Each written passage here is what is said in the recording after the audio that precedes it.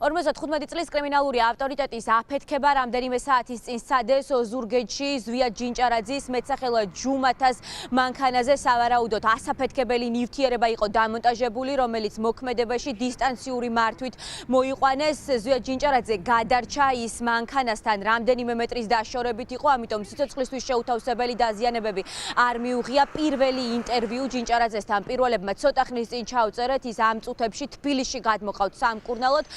ექიმი ამბობს, რომ დაზიანებები მას ტერფის არეში ჰქონდა მიყენებული და დამოუკიდებლად გადაადგილება არ შეეძლო. ზვია ჯინჭარაძე კი ამბობს, რომ ქელეხის სუფრიდან გამოვიდა, მაშინ როდესაც მისი ავტომობილი აფეთქდა, წარმოდგენა არ აქვს, რას უკავშირდება აღნიშნული სავარაუდო ტერორისტული აქტი და შეიძლება ითქვას, რომ ისიც გამოძიების შედეგებს ელოდება.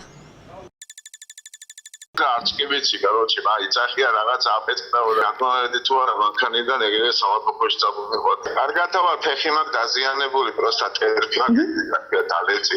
ქელეხიდან გამოვედი, დავჯექი მანქანაში და ისა 100 მეტრია.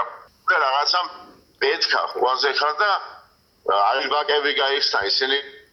მოვედი მანქანიდან ჩემი ფეხი ჩვეულებრივად და მერე მანქანები იყო, მაგრამ ფეხი რო ვერ დავდგი, ხო, მასზე გაროჩე მეთქი მიდი მომეხმარეთ ზუსტად.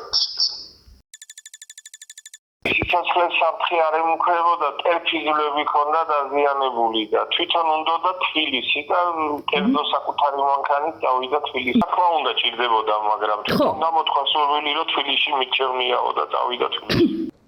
ოზურგეთში საგამოძიებო მოქმედებები ამ წუთებშიც გრძელდება. ზვია ჯინჭარაძის სავარაუდო აფეთქების მცდელობის ფაქტზე შინაგან საქმეთა სამინისტრომ გამოძიება მკვლელობის მცდელობის მუხლით დაიწყო. ჯინჭარაძეს მეტსახელად ჯუმათას ჯერჯერობით გამოძიებისთვის ჩვენება მიცემული არ აქვს.